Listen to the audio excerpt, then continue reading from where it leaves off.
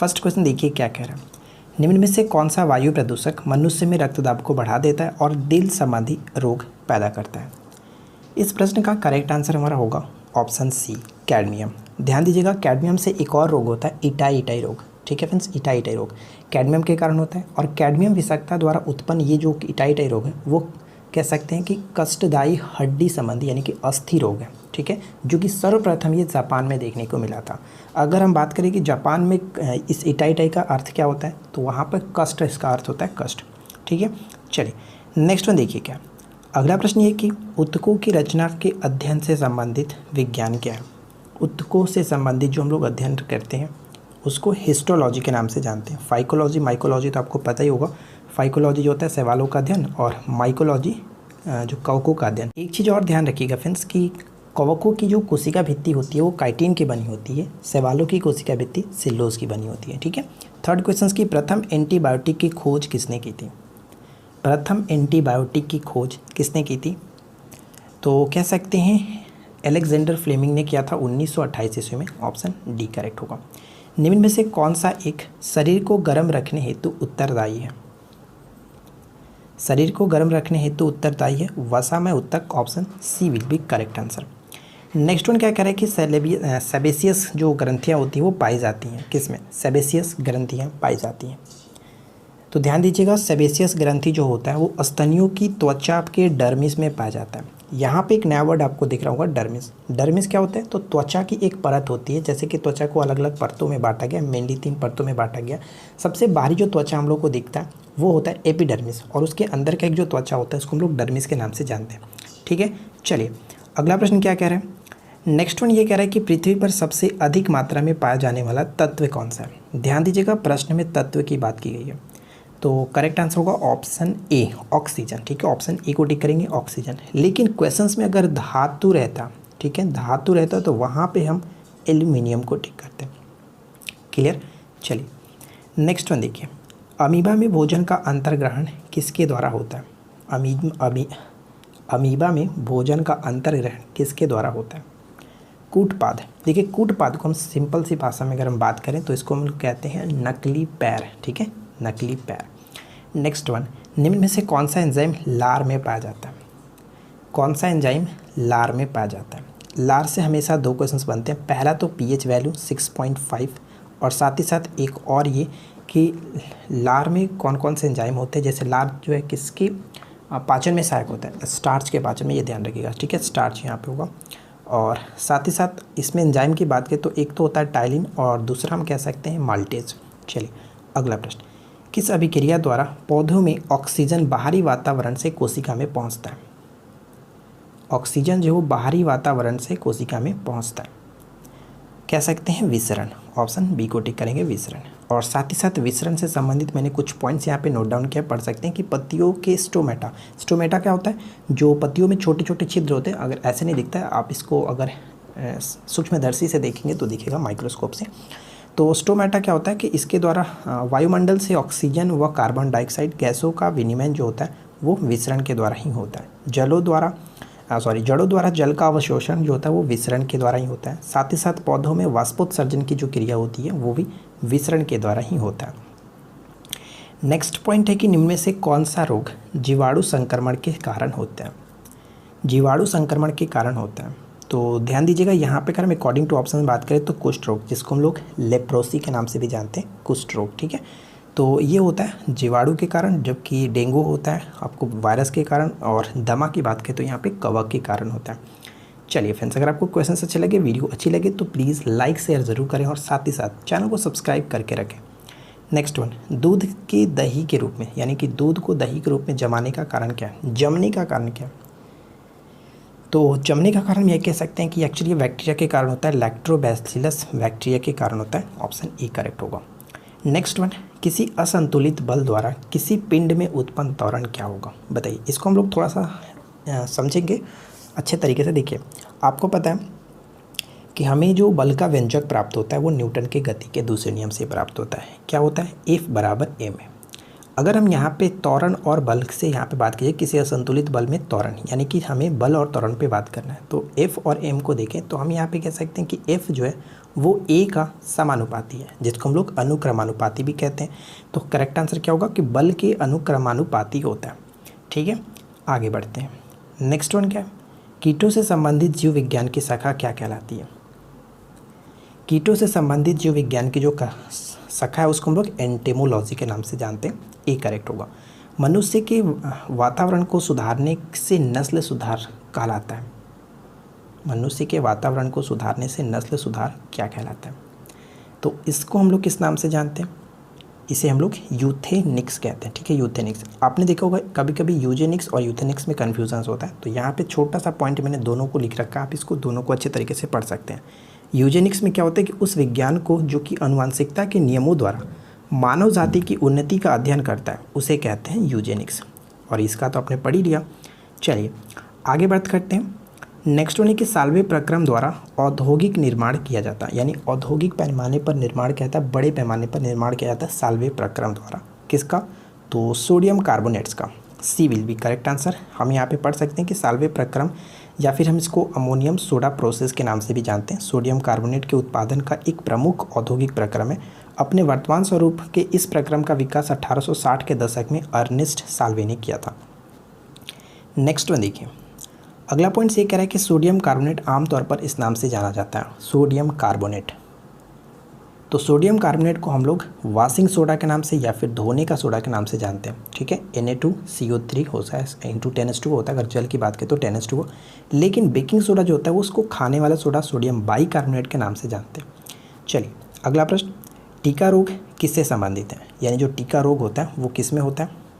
मूंगफली का टीका रोग, मूंगफली में होता है टीका रोग। किसी रासायनिक अभिक्रिया में ऑक्सीजन के अनुपात का बढ़ना क्या कहलाता है? देखिए ये क्वेश्चंस बहुत बार पूछा जाता है इस टाइप का, कि ऑक्सीजन का अनुपात बढ़ना फिर या फिर ऑक्सीजन का घटना, ये जो होता है क्या कहलाता है? तो हम कह सकते हैं कि ऑक्सीजन के अनुपात में वृद्धि होना, उसको हम लोग उपचयन अभिक्रिया कहते हैं। उपचयन अभिक्रिया क्या होता है ये समझ लीजिए। देखिए उपचयन अभिक्रिया को हम लोग ऑक्सीकरण अभिक्रिया भी कह सकते हैं, या फिर ऑक्सीडेशन इंग्लिश में कहा जाता है। इसको हम लोग थोड़ा यहाँ पे अच्छे तरीके से समझते हैं। देखिए उपचयन अभिक्रिया की अगर हम बात करें तो उपचयन अभिक्रिया को हम लोग ऑक्सीकरण भी कह सकते हैं, यानी कि किसी पदार्थ में ऑक्सीजन की वृद्धि होना, या कह सकते हैं कि हाइड्रोजन का ह्रास होना। तो हम यहाँ पे एग्जांपल के तौर पे समझे तो मान के चले कि कैल्शियम यहाँ पे है और इसमें देखिए ऑक्सीजन की वृद्धि हो गई, यानी ऑक्सीजन की वृद्धि हो गई, तो कह सकते हैं ये एक प्रकार का ऑक्सीकरण अभिक्रिया या फिर उपचयन अभिक्रिया। ठीक इसके विपरीत अपचयन अभिक्रिया में क्या होता है कि ऑक्सीजन का ह्रास होता है। यहाँ पे समझिए, यहाँ पे Cu होता और यहाँ पे देखिए इसमें ऑक्सीजन की कमी हो गई, तो कह सकते हैं कि ये एक प्रकार का अपचयन अभिक्रिया। ठीक है, समझ में आ गया। आगे बढ़ते हैं। नेक्स्ट क्वेश्चन से कि श्वसन किस प्रकार की अभिक्रिया है? श्वसन जो होता है वो कह सकते हैं ऊष्माक्षेपी अभिक्रिया। ऑप्शन ए करेक्ट आंसर है, ऊष्माक्षेपी क्रिया। निम्नलिखित में से कौन सा एक सदिश राशि नहीं है? कौन सा एक सदिश राशि नहीं है? तो द्रव्यमान जो होता है, द्रव्यमान, आयतन, ऊर्जा, ये सभी के सभी सदिश राशि नहीं है। सदिश राशि और अदिश राशि आपको पता होगा, मुझे बताने की ज़रूरत नहीं है। फिलहाल देखिए नेक्स्ट वन क्या कह रहा है कि त्वरण ज्ञात करने का सही सूत्र कौन सा है? त्वरण ज्ञात करने का सही सूत्र न्यूटन की गति के नियम से बहुत सारे हमें जो गति हम चैप्टर अगर पढ़ेंगे तो बहुत सारे हमें फॉर्मूले मिलते हैं। तो आपको पता है कि त्वरण का अगर हम परिभाषा देखें तो वेग में परिवर्तन की दर को कहते हैं, यानी कि वेग में परिवर्तन की दर का मतलब समय। तो ए बराबर क्या कर सकते हैं, v minus you by T. Correct answer आपका हो गया ऑप्शन ए। नेक्स्ट वन कह रहा है कि एक लड़की झूले पर बैठी स्थिति में झूला झूल रही है, उस लड़की के खड़े हो जाने पर दोलन का आवर्तकाल क्या होगा? आवर्तकाल क्या होगा? तो आवर्तकाल कम हो जाएगा। ये क्वेश्चंस भी बहुत बार पूछा गया, अच्छे से याद रखिएगा। नेक्स्ट वन, यदि किसी चली हुई वस्तु के वेग को दुगना कर दिया जाए तो उसके गतिज ऊर्जा पर क्या प्रभाव पड़ेगा? या फिर त्वरण दुगना हो जाएगा। यहाँ पे देखिए गतिज या फिर त्वरण दोनों से संबंधित बात की गई है। भार भी पूछा गया। तो यहाँ पे सिंपल सी भाषा में अगर हम बात करें, देखिए गति को अगर हम दोगुना करते हैं तो कैनेटिक एनर्जी पे इफेक्ट पड़ेगा। तो कैनेटिक एनर्जी आपको पता है कि 1/2 mv² होता है। अगर हम यहाँ पे इसका डबल करते हैं तो यानी कि 4 गुना हो जाएगा, क्योंकि स्क्वायर है तो 2 दूनी की 4 गुना बढ़ जाएगा। राइट आंसर क्या होगा? ऑप्शन सी, गतिज ऊर्जा 4 गुना हो जाएगा। नेक्स्ट वन क्या है कि किसी पिंड के द्रव्यमान तथा भार में अंतर होता है, क्योंकि बताइए, यानी किसी पिंड के द्रव्यमान और भार में अंतर होता है क्योंकि। तो आपको पता है कि द्रव्यमान स्थिर रहता है जबकि भार परिवर्तनीय होता है।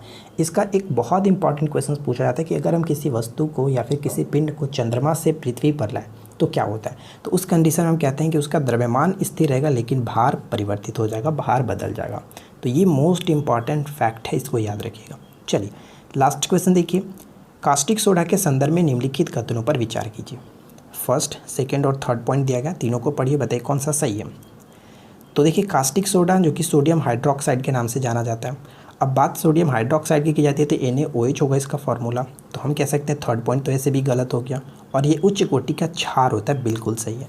तो फर्स्ट और सेकंड यहाँ पे सही है, लेकिन थर्ड में क्या आधा सही है, यानी कि दाहक सोडा भी कहा जाता है इसे, तो कोई दिक्कत नहीं, लेकिन ये तो गलत हो ही गया। तो कह सकते हैं कि फर्स्ट और सेकेंड सही है, ऑप्शन हम यहाँ पे सी को टिक करेंगे। ठीक है, फर्स्ट और सेकेंड बिल्कुल सही आंसर हो जाता है। कह रहा है कि सेल्सियम मापक्रम पर जल के क्वथनांक और हिमांक होते हैं।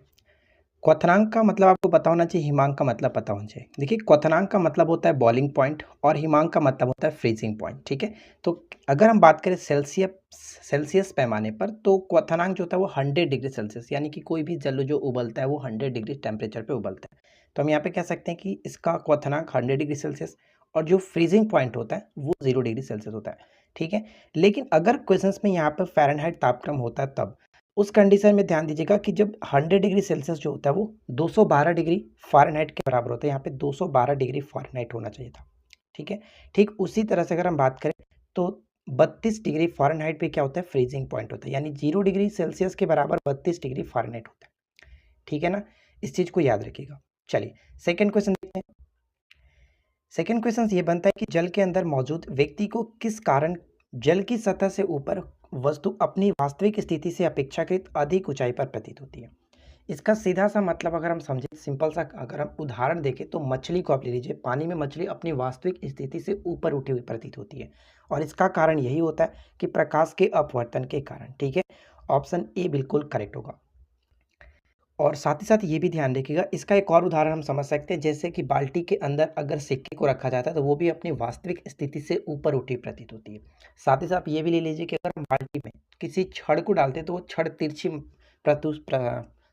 प्रस्तुत होती है, प्रतीत होती है। तो इसका कारण क्या होता है, ये भी होता है प्रकाश के अपवर्तन के कारण। ठीक है, नेक्स्ट में देखिए, अगला प्रश्न है कि जब प्रकाश की किरण विरल माध्यम से सघन माध्यम में जाती है तब क्या होता है। विरल माध्यम से सघन माध्यम की ओर जाएगा तो जो प्रकाश की किरण होगा वो अभिलंब की ओर मुड़ जाएगा। सिंपल सी भाषा में अगर हम ये समझे, देखिए अगर हम बात करें एक विरल माध्यम और एक सघन माध्यम, तो हम ये ले सकते हैं कि विरल माध्यम हमारा हवा हो गया, और इसके अपेक्षाकृत जो अगर सघन माध्यम की बात करें तो हम इसको ले लेते हैं जल। ठीक है, जल ले लेते हैं सघन माध्यम। अगर हवा से प्रकाश जल में प्रवेश करता है तो ये क्या होगा, अभिलंब की तरफ मुड़ेगा, इस तरह से मुड़ेगा, यानी कि अगर इसको जाना चाहिए था इधर से इस तरह से सीधे, लेकिन वो इधर की तरफ मुड़ जाएगा, अभिलंब की तरफ। और ठीक इसके उल्टा क्या होता है कि अगर वो सघन माध्यम से विरल माध्यम की तरफ जाएगा तो वो अभिलंब से दूर हटता है। ये क्वेश्चन बहुत बार पूछा जाता है, याद रखेंगे। ठीक है, चलिए क्वेश्चन नंबर 4 देखिए क्या कह रहा है कि एक भारी नाभिक के दो हल्के नाभिकों में टूटने की प्रक्रिया को क्या कहते हैं। एक भारी नाभिक के दो हल्के नाभिकों में टूटने की प्रक्रिया को नाभिकीय विखंडन कहा जाता है। B will be correct answer. Next one, परमाणु बम निम्न के सिद्धांत पर कार्य करता है। जो परमाणु बम होता है वो सेम टू सेम वही होता है नाभिकीय विखंडन के सिद्धांत पर, जबकि हाइड्रोजन जो बम होता है वो नाभिकीय संलयन के सिद्धांत पर काम करता है। अक्सर ये क्वेश्चंस पूछे जाते हैं, इन दोनों को अच्छे से याद रखिएगा। चलिए नेक्स्ट वन देखिए, पीडियाट्रिक्स निम्न में से किसके अध्ययन से संबंधित है। पीडियाट्रिक्स में हम लोग किसका अध्ययन करते हैं, तो राइट आंसर यहाँ पे हो जाएगा ऑप्शन सी। ठीक है फ्रेंड्स, शिशु रोग ऑप्शन सी को टिक करेंगे। साथ ही साथ फ्रेंड्स एक छोटा सा रिक्वेस्ट है कि वीडियो अच्छी लगे तो लाइक कर दीजिए, दोस्तों के साथ शेयर कर दीजिए, साथ ही साथ चैनल को सब्सक्राइब नहीं कर रखे तो सब्सक्राइब करके नोटिफिकेशन बिल को ऑन कर लीजिए। चलिए नेक्स्ट वन देखिए क्या कह रहा है, मुख में स्टार्च का शर्करा में पाचन किसके द्वारा होता है। मुख में स्टार्च का शर्करा में पाचन किसके द्वारा होता है, तो राइट आंसर क्या हो जाएगा, ऑप्शन हम बी को टिक करेंगे, टाइलिन। ठीक है, टाइलिन यहाँ पे करेक्ट आंसर है। चलिए आगे बढ़ते हैं और नेक्स्ट प्रश्न देखिए क्या है। अच्छा एक तरह से मैं आपको और बता दूं, देखिए जो लार होता है, लार में हम लोग जहाँ मोस्टली जानते हैं कि दो एंजाइम पाए जाते हैं, जैसे एक तो आपका होता है टाइलिन और एक होता है माल्टेज। लेकिन एक और एंजाइम होता है जिसको हम लोग लाइसोजाइम कहते हैं, और लाइसोजाइम क्या करता है कि जीवाणुओं को नष्ट करता है, ये ध्यान रखिएगा, जीवाणुओं को नष्ट लाइसोजोम करता है। चलिए अगला प्रश्न क्या कह रहा है कि दूध प्रोटीन को पचाने वाला एंजाइम कौन सा है। दूध प्रोटीन को पचाने वाला एंजाइम कौन सा होता है, तो इस एंजाइम को हम लोग रेनिन के नाम से जानते हैं। ऑप्शन सी बिल्कुल करेक्ट आंसर होगा, रेनिन। ठीक है, नेक्स्ट पॉइंट, अधिकतम पोषक तत्व रक्त में कहाँ से अवशोषित किए जाते हैं? ये क्वेश्चंस काफ़ी इंपॉर्टेंट है। अधिकतम पोषक तत्व रक्त में कहाँ से अवशोषित किए जाते हैं? तो right answer will be option C, छोटी आंत, जिसको हम लोग क्षुद्रांत के नाम से भी जानते हैं, ध्यान रखिएगा। अगला प्रश्न देखिए क्या है कि ग्लाइकोलिसिस, ठीक है, ग्लाइकोलिसिस का अंतिम उत्पाद क्या होता है? ग्लाइकोलिसिस का अंतिम उत्पाद के रूप में हम लोग पायरुविक अम्ल को जानते हैं, ऑप्शन बी बिल्कुल सही आंसर है। नेक्स्ट वन, मीटर प्रति सेकेंड स्क्वायर किसका मात्रक है? मीटर प्रति सेकेंड स्क्वायर किसका मात्रक है? तो आपको पता है कि जिसको हम लोग एक्सेलरेशन कहते हैं, यानी कि त्वरण होता है, ध्यान रखिएगा, त्वरण का मात्रक होता है मीटर प्रति सेकेंड स्क्वायर। और त्वरण को हम लोग किस तरह से परिभाषित करते हैं? वेग में परिवर्तन की दर को त्वरण कहते हैं, यानी कि ए बराबर जो होता है वो भी माइनस यू अपॉन में टी होता है, ठीक है, ये आपको याद रखना है। और अगर हम बात करें फ्रेंड्स ऋणात्मक त्वरण, जिसको हम लोग मंदक के नाम से जानते हैं, ध्यान रखिएगा, ऋणात्मक त्वरण को मंदक के नाम से जानते हैं और हमेशा वो निगेटिव में होता है। नेक्स्ट पॉइंट क्या है? दूध से मक्खन निकालने पर क्या होता है? दूध से मक्खन निकालने पर दूध का घनत्व पर क्या प्रभाव पड़ता है? तो दूध का घनत्व बढ़ जाता है, ऑप्शन हम ए करेक्ट होगा। नेक्स्ट क्वेश्चन देखिए क्या है कि बर्नौली का सिद्धांत निम्नलिखित में से किसके संरक्षण का प्रकथन है? बर्नौली का सिद्धांत निम्नलिखित में से किसके संरक्षण कह सकते हैं, इसके प्रकथन है? तो ऑप्शन बी करेक्ट होगा, ऊर्जा। बर्नौली के सिद्धांत से अक्सर ये क्वेश्चन पूछा जाता है, ध्यान रखिएगा। चलिए नेक्स्ट वन देखिए, प्रकाशीय फाइबर किस सिद्धांत पर कार्य करता है? प्रकाशीय फाइबर किस सिद्धांत पर कार्य करता है? इस क्वेश्चन का राइट आंसर क्या होना चाहिए? तो right answer will be option, हम यहाँ पे किसे टिक करेंगे? डी, ठीक है, पूर्ण आंतरिक परावर्तन के सिद्धांत पर कार्य करता है। चलिए नेक्स्ट क्वेश्चन क्या है? वे पौधे जिसमें कभी पुष्प नहीं बनते हैं क्या कहलाते हैं? वे पौधे जिनमें कभी पुष्प नहीं बनते हैं वो क्या कहलाते हैं? किस नाम से जानते हैं इनको? तो इनको हम लोग कहते हैं क्रिप्टोगेम्स, ठीक है, क्रिप्टोगेम्स, ऑप्शन सी करेक्ट होगा। अब हम यहाँ पे पढ़ लेते हैं फ्रेंड्स, क्रिप्टोगेम्स में अक्सर क्या क्या चीज़ें होती हैं इसका आप समझना है। देखिए, क्रिप्टोगेम्स उन पादपों को कहते हैं जिनमें प्रजनन जो कि बीजाणुओं की सहायता से होता है। क्रिप्टोगेम्स को कभी कभी हम लोग थैलोफाइट, निम्न पादप तथा बीजाणु पादप आदि नामों से भी जाना जाता है, ये ध्यान रखिएगा। क्रिप्टोगेम्स में शैवाल, लाइकेन, मॉस और फर्न आते हैं, ये सभी पॉइंट्स इंपॉर्टेंट है, याद रखिएगा। चलिए नेक्स्ट वन देखिए कि पुष्प के जनन चक्र कौन से है? पुष्प के जनन चक्र के रूप में हम लोग किसे किसे जानते हैं? तो यहाँ पे राइट आंसर हमारा हो जाएगा पुमंग और जयांग, ठीक है, पुमंग और जयांग को हम लोग पुष्प के जनन चक्र के रूप में जानते हैं। नेक्स्ट वन क्या है कि सिट्रस कैंकर जो होता है वो क्या है? बताइए कि सिट्रस कैंकर क्या है? अक्सर आपने पेपर में देखा होगा, सिट्रस कैंकर से संबंधित आपको बताना होता है। तो सिट्रस कैंकर नींबू में होने वाला एक रोग है, ऑप्शन सी बिल्कुल सही आंसर है। नेक्स्ट पॉइंट, मानव शरीर में कौन सी ग्रंथि ऐसी है जिसका संबंध शरीर की उत्तेजना से है? मानव शरीर में कौन सी ग्रंथि ऐसी है जिसका संबंध शरीर की उत्तेजना से है? तो right answer will be option D, अधिवृक्क, ठीक है, अधिवृक्क, ऑप्शन डी करेक्ट होगा। मानव शरीर की सबसे बड़ी मिश्रित ग्रंथि कौन सी है? ध्यान से क्वेश्चन को अटेम्प्ट करना है। मानव शरीर की सबसे बड़ी मिश्रित ग्रंथि कौन सी है? अगर आपने जल्दबाजी में ऑप्शन बी को टिक किया तो आपने गलत टिक किया, क्योंकि यहाँ पे बात कर रहा है मिश्रित ग्रंथि के बारे में, और हमें पता है फ्रेंड्स कि हमारे शरीर की सबसे बड़ी ग्रंथि के रूप में यकृत होता है, लेकिन मिश्रित ग्रंथि कह सकते हैं, या फिर हमारे शरीर की दूसरी सबसे बड़ी ग्रंथि जो होता है वो अग्नाशय होता है, जिसको हम लोग पेनक्रियाज के रूप में जानते हैं, ठीक है। तो यहाँ पे हमारा सही आंसर होगा ऑप्शन बी, बिल्कुल करेक्ट आंसर हो जाता है। और इंसुलिन का जो स्राव होता है वो यहीं से बीटा कोशिका से होता है, ये भी ध्यान रखिएगा, क्योंकि इंसुलिन नहीं, अग्नाशय में कई तरह की कोशिकाएं होती है, अल्फा, बीटा, गामा, इन सभी तरह के, लेकिन उनमें से बीटा कोशिका से इंसुलिन का स्रावण होता है, जो कि आपको पता होगा। चलिए नेक्स्ट वन क्या है कि एड्स में विषाणु किसे नष्ट कर देते हैं? एड्स में विषाणु किसे नष्ट कर देते हैं? लिम्फोसाइट्स को नष्ट किया जाता है, ऑप्शन सी यहाँ पे करेक्ट होगा। एड्स में लिम्फोसाइट्स को नष्ट होता है। अगला प्रश्न देखिए, मानव शरीर में रक्त की अपर्याप्त आपूर्ति को क्या कहते हैं? मानव शरीर में रक्त की अपर्याप्त जो आपूर्ति होती है उसे हम लोग एक्सीमिया के नाम से जानते हैं, ठीक है, एक्सीमिया बिल्कुल सही आंसर हो जाता है। नेक्स्ट क्वेश्चन, रक्त धारा में ऑक्सीजन को ले जाने वाला प्रोटीन कौन सा होता है? यहाँ पे सबसे इंपॉर्टेंट जो पॉइंट्स होगा वो मैं आपको बताता हूँ।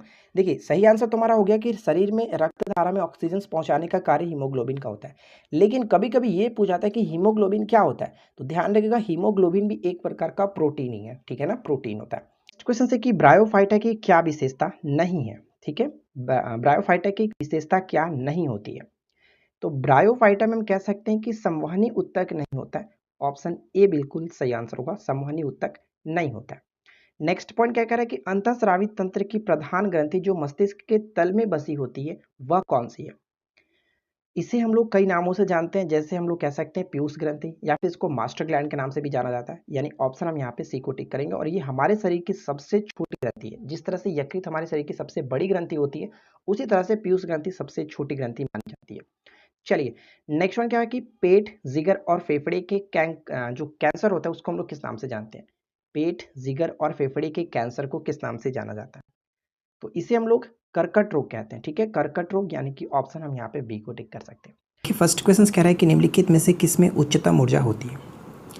इस क्वेश्चन को समझने के लिए हम लोग इस पे थोड़ा सा नज़र डालते हैं। और आपको पता है कि अगर हम लोग श्वेत प्रकाश को प्रिज्म से होकर के गुजारते हैं तो वो 7 रंगों में विभक्त होता है, इन्हीं 7 रंगों में। ठीक है, और यहाँ पे अगर हम देखें तो जो वॉयलेट होता है, वॉयलेट कलर यानी कि बैंगनी कलर, इसका तरंगदैर्घ्य सबसे कम होता है। तरंगदैर्घ्य सबसे कम होने का मतलब कि इसकी जो फ्रीक्वेंसी होगी वो सबसे ज़्यादा होगी। और फ्रीक्वेंसी ज़्यादा होने का मतलब ये हुआ कि उसमें ऊर्जा ज़्यादा होगा। ठीक है, ध्यान दीजिएगा, अगर तरंगदैर्घ्य ज़्यादा है तो उसका फ्रीक्वेंसी कम होगा, क्योंकि ये दोनों एक दूसरे के व्युत्क्रमानुपाती होता है, फ्रीक्वेंसी और वेवलेंथ। ठीक है, तो अब हम यहाँ पे समझ सकते हैं कि जिसका तरंगदैर्घ्य कम है, ठीक है, जिसका तरंगदैर्घ्य कम है तो उसका फ्रीक्वेंसी ज़्यादा है। तो हम कह सकते हैं यहाँ पे अगर अकॉर्डिंग टू ऑप्शन देखें तो सबसे कम तरंगदैर्घ्य किसका होता है? बैंगनी कलर का। उसके बाद हम यहाँ पे कह सकते हैं सबसे कम, अगर हम यहाँ पे देखें तो हमारा नीला कलर आएगा। ठीक है, यानी कि नीला कलर यहाँ पे बिल्कुल ऑप्शन ए सेटिस्फाई कर रहा है। ठीक है, तो राइट आंसर यहाँ पे ऑप्शन ए को टिक कर सकते हैं। चलिए अगला क्वेश्चन, सामान्य ताप एवं दाब पर किसी गैस के 1 ग्राम अणु का आयतन कितना होता है? 1 ग्राम अणु का आयतन होता है 22.4 लीटर। ऑप्शन बी को टिक करेंगे। थर्ड क्वेश्चन क्या है कि हरगोविंद खुराना को किस क्षेत्र में प्रतिष्ठित नोबेल पुरस्कार मिला था? तो सबसे पहले हम जानते हैं कि साहित्य के क्षेत्र में सबसे पहले नोबेल पुरस्कार 1913 में रविन्द्रनाथ टैगोर जी को मिला था। उसके बाद 1930 में सीवी रमन जी को दिया गया। और फिर उसके बाद हम कह सकते हैं कि 1968 में यहाँ पे इनको मिला था। ठीक है, 1968 में चिकित्सा विज्ञान, यानी कि राइट आंसर होगा ऑप्शन बी। क्वेश्चन नंबर 4 कह रहा है कि नाभिक का आकार है, बताइए फ्रेंड्स कि नाभिक का आकार जो है वो कितना होता है? नाभिक के आकार के रूप में हम लोग जानते हैं, देखिए ध्यान दीजिएगा, नाभिक के आकार का मतलब हुआ कि उसके व्यास के बारे में बात की जा रही है। तो नाभिक का व्यास हम कह सकते हैं कि 10 के पावर -15 मीटर। नाभिक का व्यास 10 के पावर -15 मीटर की कोटि का होता है। नाभिक के चारों ओर इलेक्ट्रॉन निश्चित कक्षाओं में घूमते रहते हैं, जिनका कुल ऋण आवेश नाभिक के धन आवेश के बराबर होता है। चलिए आगे बढ़ते हैं। देखिए नेक्स्ट क्वेश्चन क्या कह रहा है कि हाइड्रोजन के रेडियो सक्रिय समस्थानिक को क्या कहते हैं? हाइड्रोजन के रेडियो सक्रिय समस्थानिक, यानी कि उसका जो रेडियो एक्टिविटी आइसोटॉप्स है वो कौन सा है? तो सबसे पहले पता होना चाहिए कि हाइड्रोजन के कितने समस्थानिक हैं। हाइड्रोजन के कुल 3 समस्थानिक होते हैं, जिसमें हम लोग पहले बात करते हैं प्रोटियम, दूसरा ड्यूटेरियम और तीसरा ट्राइटियम। जो ड्यूटेरियम होता है उसको लोग भारी पानी के रूप में जानते हैं। ठीक है, जो कि ट्राइटियम की अगर हम बात करें तो इसको हम लोग कहते हैं यहाँ पे रेडियो सक्रिय समस्थानिक होता है ये हाइड्रोजन का, यानी कि राइट आंसर यहाँ पे ऑप्शन सी को टिक कर सकते हैं। फ्रेंड्स अगर आप इस वीडियो को पहली बार देख रहे हैं, हमारे चैनल पे फर्स्ट टाइम आए तो वीडियो को लाइक कर लीजिएगा, दोस्तों के साथ शेयर जरूर करें और साथ ही साथ चैनल को सब्सक्राइब करके नोटिफिकेशन बेल को ऑन कर लीजिए। नेक्स्ट क्वेश्चन से कि जब तक बाह्य बल न लगाया जाए तो ऐसा कौन सा गुण है जिसके कारण किसी पिंड का वेग स्थिर रहता है?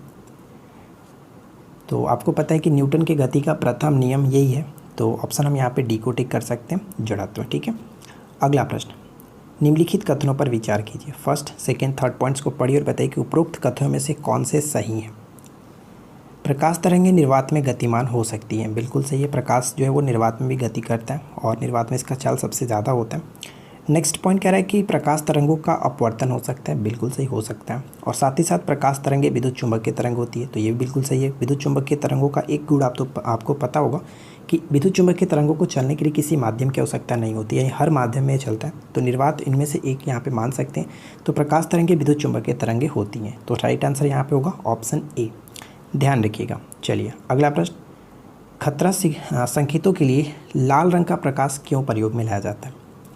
तो जो हम लोगों ने फर्स्ट क्वेश्चन के बारे में डिस्कस किया था उसी के बेस्ड पे हम कह सकते हैं कि जिसका तरंगदैर्घ्य ज़्यादा होता है उसी को हम लोग यूज़ करते हैं। तरंगदैर्घ्य सबसे ज़्यादा होगा तो उसका स्कैटरिंग यानी कि प्रकीर्णन जिसको कह सकते हैं, और प्रकीर्णन का मतलब साफ भाषा में हम बताएं तो आप इसको छितराना कह सकते हैं, वो कम होता है। ठीक है, तो तरंगदैर्घ्य लाल रंग का सबसे ज़्यादा होता है, इस वजह से काफ़ी ये दूर तक पहुँच सकता है, हम दूर से भी देख सकते हैं, इस वजह से इसको हम लोग खतरे के सिग्नल के रूप में प्रयोग करते हैं। तो लाल प्रकाश का प्रकीर्णन सबसे कम होता है, C will be correct answer. Next one, जब किसी धातु का पृष्ठ किरणित किया जाता है तब इलेक्ट्रॉनों का निष्कासन क्या कहलाता है? इलेक्ट्रॉनों का निष्कासन हम लोग प्रकाश विद्युत प्रभाव कहते हैं। और प्रकाश विद्युत प्रभाव को अच्छे तरीके से समझाने के लिए ही जो डॉक्टर आइंस्टीन थे उनको नोबेल पुरस्कार दिया गया था 1921 में। अवसर्व तरंगों की आवृत्ति कितनी होती है? अवसर्व तरंगों की, एक होता है अवसर्व तरंग, दूसरा होता है सर्व तरंग और तीसरा होता है परासर्व तरंग। जो अवसर्व तरंग होता है वो 20 हर्ट्ज से कम होता है और जिसे हम लोग सुनते हैं जो होता है सर्व तरंग 20 हर्ट्ज से 20,000 हर्ट्ज के बीच की आवृत्ति होती है। ठीक है, तो यहाँ पे फिलहाल हमारा करेक्ट आंसर हो गया ऑप्शन ए। नेक्स्ट पॉइंट है कि स्तनधारी वर्ग का विशिष्ट लक्षण है। स्तनधारी वर्ग का विशिष्ट लक्षण क्या है?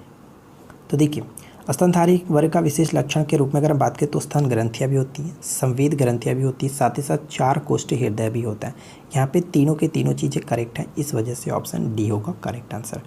नेक्स्ट वन, निम्नलिखित में से कौन सी फसल मृदा को नाइट्रोजन से भरपूर कर देती है? निम्नलिखित में से कौन सी फसल मृदा को नाइट्रोजन से भरपूर कर देती है? और वो है मटर। ठीक है, मटर। नेक्स्ट वन, कवक शैवाल से किस कारण से भिन्न होते हैं?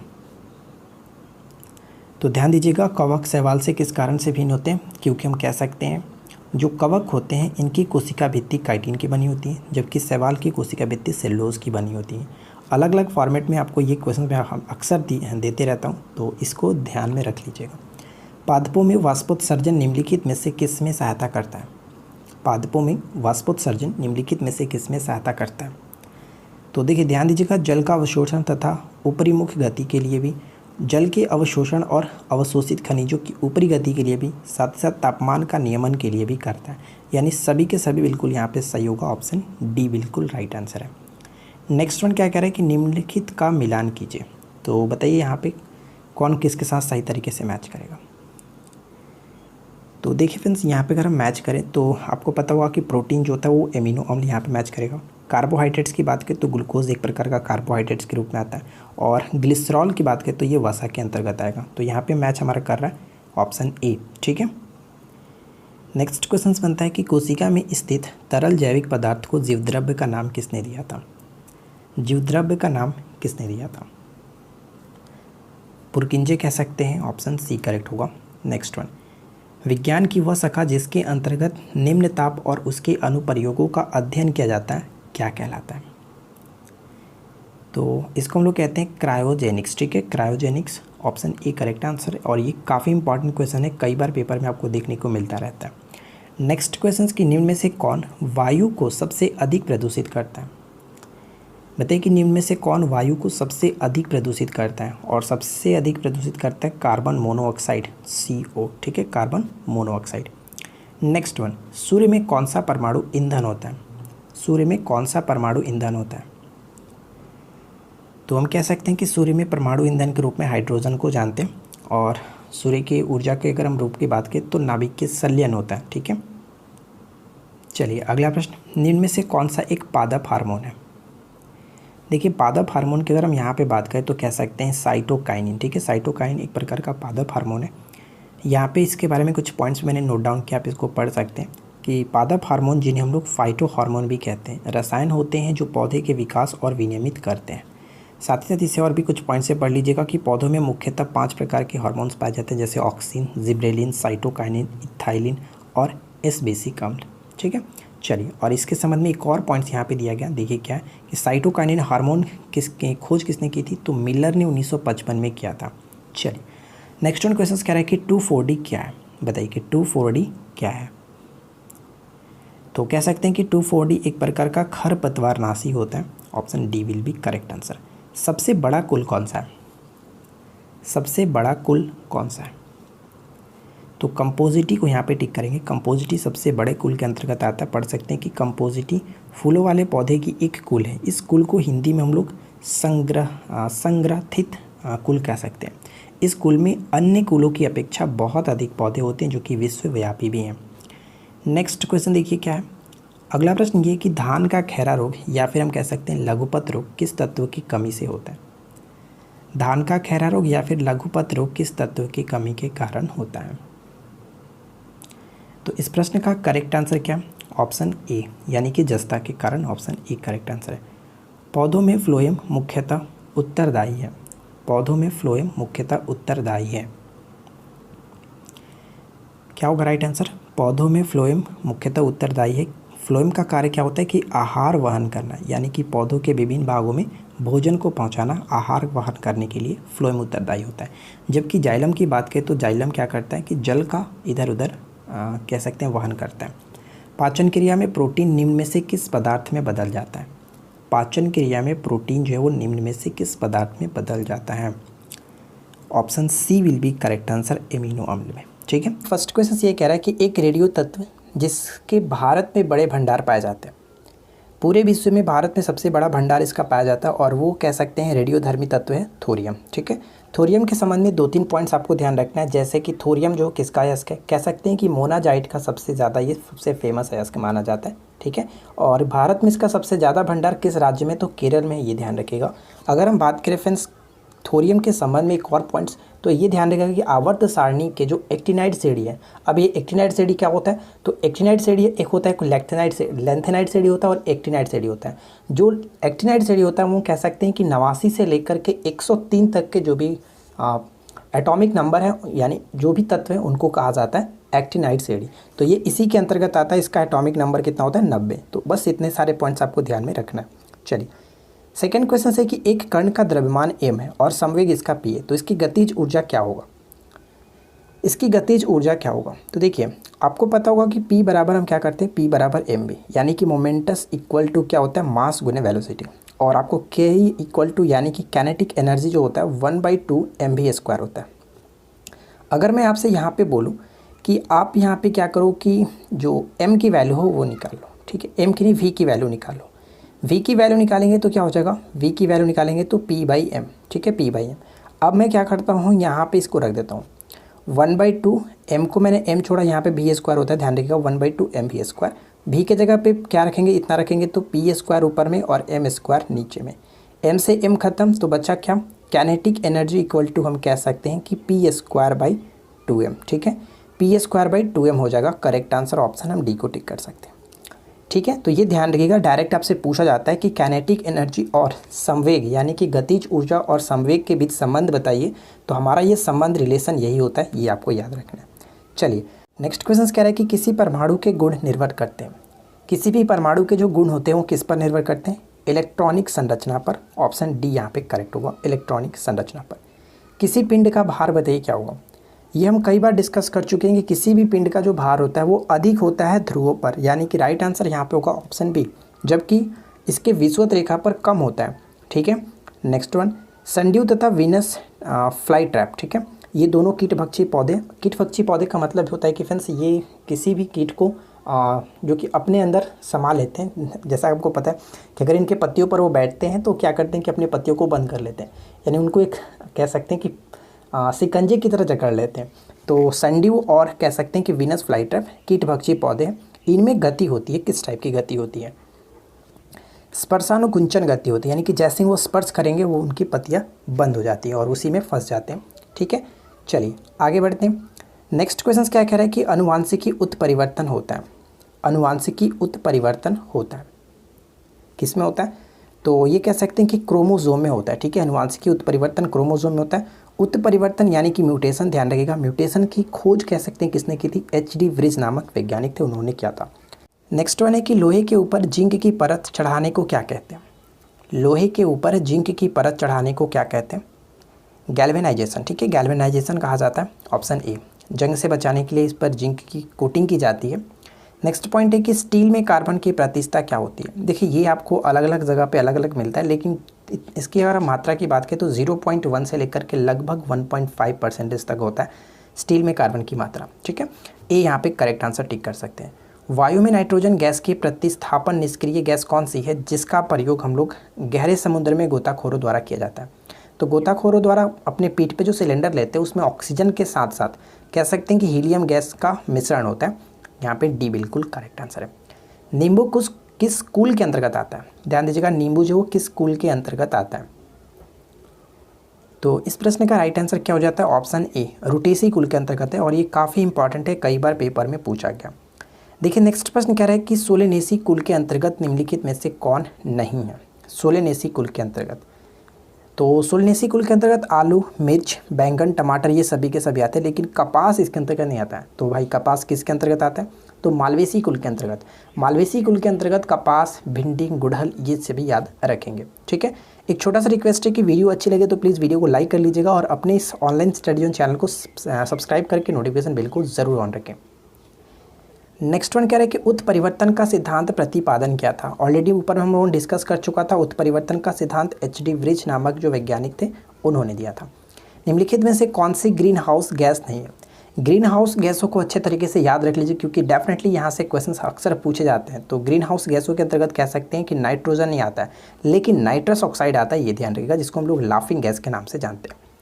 नेक्स्ट पॉइंट क्या है कि एक सामान्य मानव शुक्राणु में ऑटोसोम की संख्या कितनी होती है?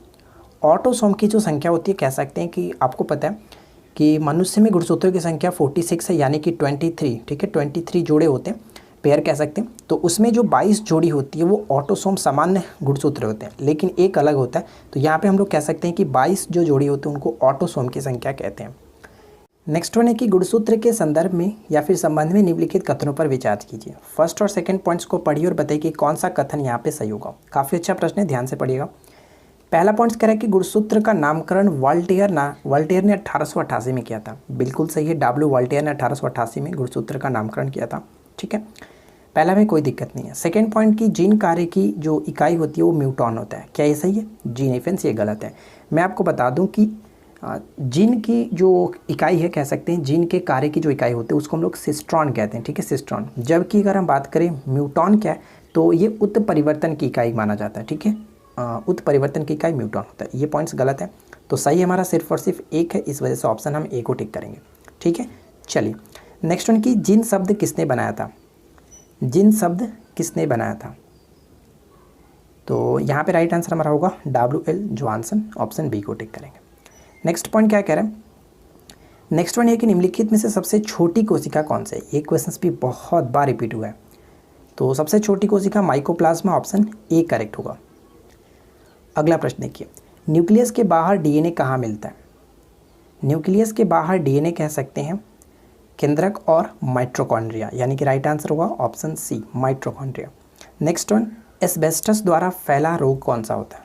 एस्बेस्टस द्वारा फैला रोग होता है वातस्फीति कहते हैं, और ये एक प्रकार के फेफड़े से संबंधित बीमारी है जिसको सांस लेने में दिक्कत होती है। नेक्स्ट पॉइंट की भार के अनुपात में जल में हाइड्रोजन और ऑक्सीजन का अनुपात कितना है? देखिए, भार के संदर्भ में बात करना है। हाइड्रोजन का द्रव्यमान कितना होगा? आप कहेंगे कि 1, लेकिन 2 से गुना है तो यहाँ पे 2 कर लेता हूँ। और ऑक्सीजन का एटॉमिक नंबर 8 होता है, तो इसका हम लोग अगर हम द्रव्यमान देखें तो लगभग 16 के बराबर होता है। यानी रेशियो हमारा क्या बना? 2:16। तो कह सकते हैं कि 1:8 इस क्वेश्चन का राइट आंसर होगा। ऑप्शन हम ए को टिक कर सकते हैं। ठीक है, चलिए नेक्स्ट वन, कौन सा सुमेलित नहीं है? तो बताइए यहाँ पे कौन सा सुमेलित नहीं है? सेल्सियस ताप के लिए बिल्कुल सही। किलोवाट घंटा विद्युत, यहाँ पे ये भी सही है, क्योंकि किलोवाट घंटा जो है ऊर्जा का होता है, तो यानी कि विद्युत ऊर्जा, ये भी बिल्कुल सही। और HR गुणक की बात करें तो ये रक्त के साथ संबंधित है, बिल्कुल सही, RH फैक्टर। और साथ ही साथ रिएक्टर पैमाने की बात करें तो ये आर्द्रता के साथ नहीं, क्योंकि ये भूकंप से संबंधित है। यहाँ पे सही आंसर हो गया हमारा ऑप्शन डी, जो कि गलत तरीके से मैच किया गया। नेक्स्ट वन कह रहे हैं कि एक्स किरणों में समाविष्ट होते हैं। तो आपको पता होगा कि एक्स किरणें जो होती हैं एक प्रकार का कह सकते हैं कि विद्युत चुंबकीय विकिरण होता है, यानी कि डी यहाँ पे बिल्कुल सही आंसर है। नेक्स्ट पॉइंट है कि निम्नलिखित में से किसे तरंग एक स्थान से दूसरे स्थान तक ले जाती है? तरंग कह सकते हैं एक प्रकार का ऊर्जा ही होता है, तो यहाँ पे राइट आंसर होगा ऑप्शन सी, ऊर्जा को एक स्थान से दूसरे स्थान तक ले जा सकती है। C will be correct answer. एक तरफ खोज है, दूसरी तरफ वैज्ञानिक है, तो बताइए कि किसकी खोज जो है किस वैज्ञानिक ने की थी? तो रक्त परिसंचरण जो आपको पता होगा, रक्त परिसंचरण विलियम हॉर्वे। ठीक है, जबकि आपको पता होगा फ्रेंड्स कि रक्त समूह जो AB, O और AB हम ये जानते हैं, तो इस ब्लड ग्रुप की खोज किसने की थी? कार्ल लैंडस्टीनर ने, ये ध्यान रखिएगा। स्टेथोस्कोप की बात करें तो हम ये कह सकते हैं लैनिक यहाँ पे करेक्ट होगा B का 4 के साथ। तो A का 1 B का 4 कहाँ पे मिल रहा है? सिर्फ और सिर्फ ऑप्शन ए में, तो करेक्ट हो गया ऑप्शन ए। एक्सरे की बात करें तो रोंटगन आपको पता होगा। साथ ही साथ ECG की बात करें तो आइथोनोवन, ये आपको याद रखना है। ठीक है, आइथोनोवन। चलिए, तो यहाँ पे राइट आंसर हो गया ऑप्शन ए।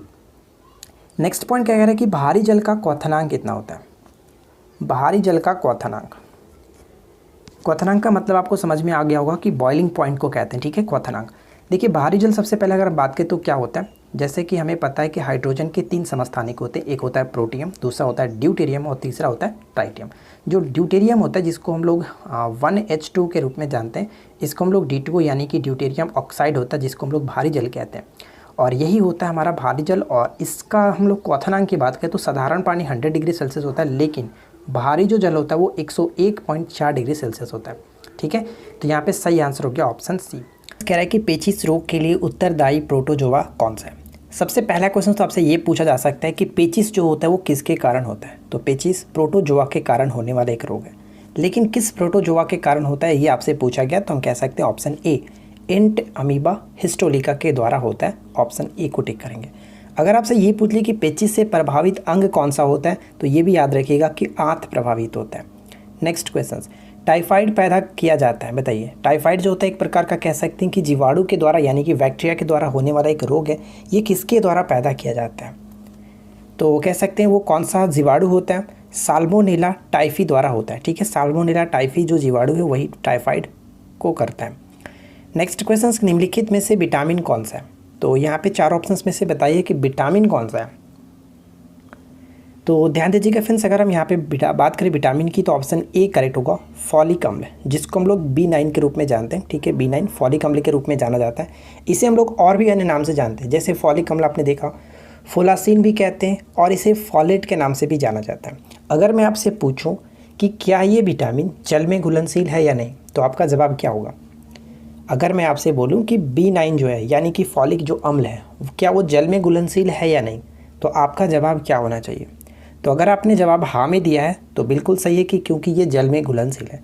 अब आपको ये चीज़ पता होगा कि बी और सी 2 ऐसे विटामिन हैं जो कि जल में घुलनशील होते हैं। तो बी का मतलब जितने भी बी कॉम्प्लेक्स के अंतर्गत आएंगे, B1, B2, B3, B5, इस सभी के सभी जो होंगे वो जल में घुलनशील होंगे। साथ ही साथ सी विटामिन भी जल में घुलनशील होता है, तो कह सकते हैं कि B9 जल में घुलनशील है। चलिए फिलहाल देखिए नेक्स्ट क्वेश्चन क्या है, निम्नलिखित में से कौन पौधे का जनन अंग है। निम्नलिखित में से कौन पौधे का जनन अंग है, क्या होगा इस क्वेश्चन का राइट आंसर। तो ध्यान दीजिएगा फ्रेंड्स, अगर हम बात करें पौधे के जनन अंग, तो पुष्प को पौधे के जनन अंग के रूप में जानते हैं, और पुष्प के अंतर्गत बाह्य दलपुंज, दलपुंज, पुमंग और जयांग ये सभी के सभी आते हैं। तो कह सकते हैं कि ये सभी के सभी पौधे का जनन अंग है। तो राइट आंसर क्या होगा, ऑप्शन डी, 1, 2, 3, 4। लेकिन यहाँ पे एक छोटा सा पॉइंट आपको ध्यान रखना है, अगर आपसे पूछ ले कि पुमंग किसका जननांग है, यानी कि नर का या फिर मादा का, तो ये ध्यान रखिएगा फ्रेंड्स, हम कह सकते हैं कि जो पुमंग होता है वो नर जननांग होता है, जबकि जयांग के रूप में अगर हम बात करें तो ये मादा जननांग होता है। ये भी आपको याद रखना है।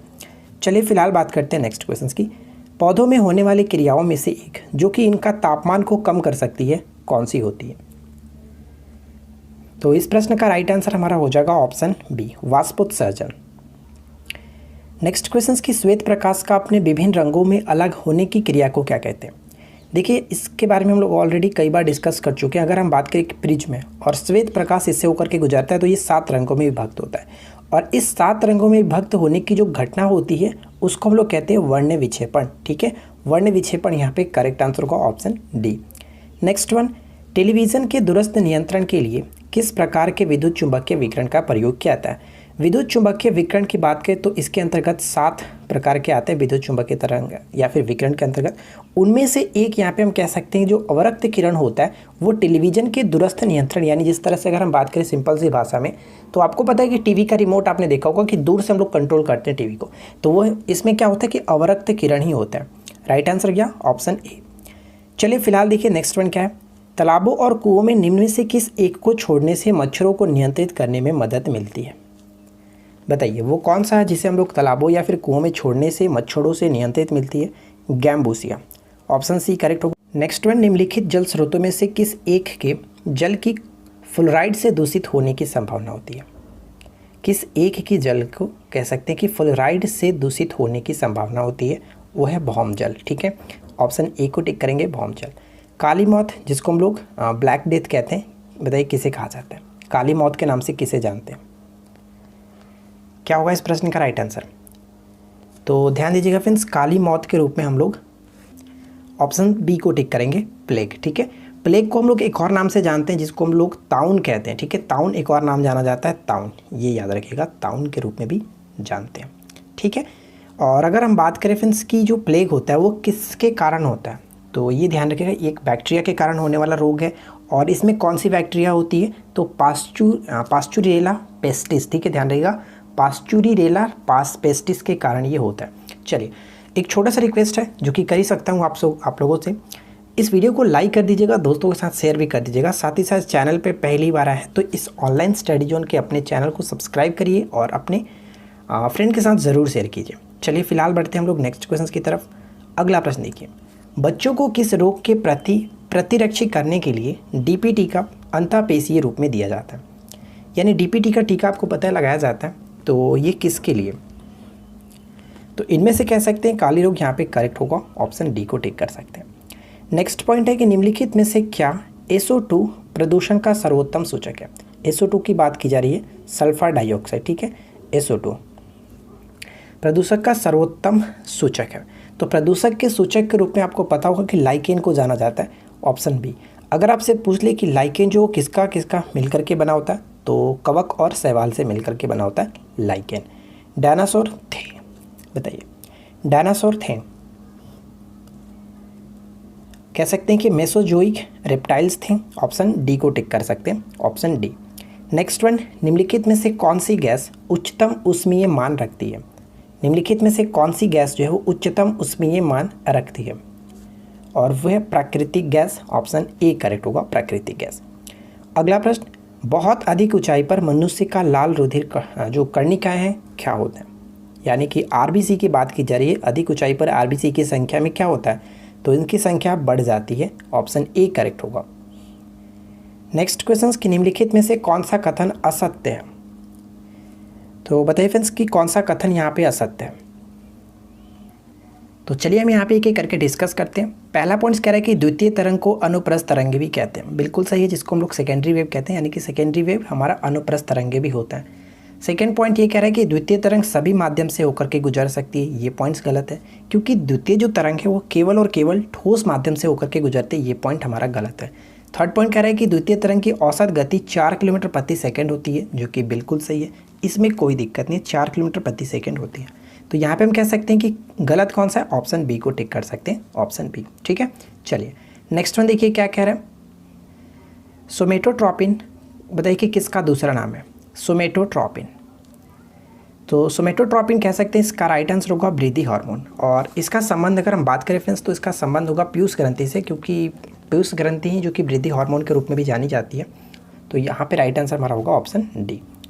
मानव शरीर का कौन सा अंग ऑस्टियोपोरोसिस नामक बीमारी से प्रभावित होता है, ऑस्टियोपोरोसिस नामक बीमारी से प्रभावित होने वाला जो अंग है वो हम कह सकते हैं हड्डियाँ, ठीक है, हड्डियाँ इसमें कमज़ोर हो जाती हैं। नेक्स्ट वन, मेलपीसियन नलिकाएँ निम्नलिखित में से किस में पाई जाती हैं, मेलपीसियन नलिकाएँ निम्नलिखित में से किस में पाई जाती हैं। तो इस प्रश्न का करेक्ट आंसर होगा ऑप्शन डी, यानी कि कीटों के उत्सर्जी अंग में, D will be correct answer. निकट दृष्टि दोष कह सकते हैं, या कि निकट दृष्टिता से पीड़ित लोगों को इनका प्रयोग करने के लिए सलाह दी जाता है, किस प्रकार के लेंस का, तो निकट दृष्टि दोष के लिए हम कह सकते हैं कनकेव लेंस। और कनकेव का मतलब क्या हुआ, कनकेव यानी कि हम कह सकते हैं कि अवतल लेंस, ठीक है। या फिर आप इस तरह से भी याद रख सकते हैं, जैसे यहाँ पे निकट की बात करें तो निकट में 3 जो कि लेटर आप कह सकते हैं 3 अक्षर है, तो अवतल को याद रखें 3 पर 4 एक बढ़ाकर। ठीक उसी तरह से दूर की बात करें तो दूरदृष्टि दोष के लिए 2, और यहाँ पे 3 आता है उत्तल लेंस, तो 2 पे 3 एक बढ़ा करके, 3 पे 4 एक बढ़ा करके, इस तरह से याद रख सकते हैं, बहुत सिंपल तरीके से, ठीक है। चलिए नेक्स्ट क्वेश्चन है कि यकृत से संबंधित निम्नलिखित कथनों पर विचार कीजिए और इन कथनों में सत्य कथन चुनें। तो यहाँ पे 3 पॉइंट्स लिखे गए यकृत के संबंध में बात करना, तो चलिए कि करके देखते हैं। पहला पॉइंट कह रहा है कि यह पीत का स्राव करता है, जो कि वसा का पाचन में मदद करता है, बिल्कुल सही है कि पीत का जो स्राव होता है वो यकृत से होता है, जबकि पीत का जमा से अगर बात करें पीत कहाँ पे जमा होता है तो वो जाकर के पित्ताशय में होता है, ठीक है। सेकेंड पॉइंट है कि यह शरीर के एक भाग से दूसरे भाग तक ऑक्सीजन के परिवहन में सहायता करता है, ये पॉइंट गलत है, क्योंकि ऑक्सीजन का प्रवाह हम ये नहीं कह सकते कि ये करता है, ठीक है फ्रेंड्स, ये पॉइंट्स गलत है। थर्ड पॉइंट कह रहा है कि यह ग्लाइकोजेन के लिए संचायक अंग का कार्य करता है, बिल्कुल सही है, ये ग्लाइकोजेन के लिए संचायक अंग का कार्य करता है, यहाँ पे बिल्कुल सही है, क्योंकि ये ग्लूकोज को ग्लाइकोजेन में कन्वर्ट करके रखता है अगर आवश्यकता पड़ती है तो यहाँ पे फर्स्ट और थर्ड करेक्ट होगा, इस वजह से ऑप्शन हम सी को टिक कर सकते हैं। चलिए अगला पॉइंट्स क्या है, निम्न कथनों पर विचार कीजिए। 3 पॉइंट्स दिए गए, 2 पॉइंट्स हैं, तो दोनों को पढ़िए और बताइए कि कौन सा कथन यहाँ पे सही होगा। ब्लीचिंग पाउडर को चूने के पत्थर को भट्टी में गर्म करके प्राप्त किया जाता है, ये पॉइंट्स गलत है, क्योंकि मैं आपको बता दूं फ्रेंड्स कि ब्लीचिंग पाउडर को प्राप्त करने के लिए बुझे हुए चूने पर से हम कह सकते हैं कि क्लोरीन गैस को गुजारने पर हमें ये प्राप्त होता है ब्लीचिंग पाउडर। और ब्लीचिंग पाउडर एक प्रकार का विरंजक के रूप में हम लोग इस्तेमाल करते हैं, तो यहाँ पे सेकंड पॉइंट बिल्कुल सही है कि ब्लीचिंग पाउडर लॉन्ड्री में सामान्यतः विरंजक के रूप में इस्तेमाल किया जाता है। फर्स्ट गलत है, सेकेंड सही है, option C will be correct answer. चलिए नेक्स्ट क्वेश्चन कह रहा है कि पदार्थ का परमाणविक सिद्धांत सर्वप्रथम किसने प्रस्तावित किया। पदार्थ का परमाणविक सिद्धांत सर्वप्रथम किसने प्रस्तावित किया था, ऑप्शन ए करेक्ट आंसर है, जॉन डाल्टन। ठीक है, जॉन डाल्टन करेक्ट आंसर है। निम्नलिखित कथनों पर विचार कीजिए। फर्स्ट और सेकंड पॉइंट दिए गए, दोनों को पढ़िए और बताइए कि क्या सही है। पहला पॉइंट है कि हीलियम गैस का उपयोग हवाई जहाज के टायरों में हवा भरने के लिए किया जाता है, बिल्कुल सही है। सेकेंड पॉइंट है कि हीलियम की खोज सर विलियम रैमसे और मैरियस डब्ल्यू ट्रैवर्स ने किया था, ये पॉइंट्स गलत है, क्योंकि इसकी खोज हम कह सकते हैं कि 18 अगस्त 1868 को 2 खगोल वैज्ञानिक पियरे जेनसन और साथ ही साथ नॉर्मन लोकियर के साथ मिलकर के किया गया था। सेकेंड पॉइंट गलत हो जाता है। सही क्या है, केवल और केवल एक, ऑप्शन ए को टिक कर सकते हैं। चलिए इस वीडियो का आखिरी प्रश्न देख लीजिए, क्या कह रहा है कि रासायनिक रूप से रेशम के रेशे प्रमुखता क्या होते हैं। तो यहाँ पे हमारा राइट आंसर हो जाएगा ऑप्शन ए प्रोटीन। ठीक है, ऑप्शन ए को टिक करेंगे, तो इस प्रश्न का करेक्ट आंसर होगा ऑप्शन ए।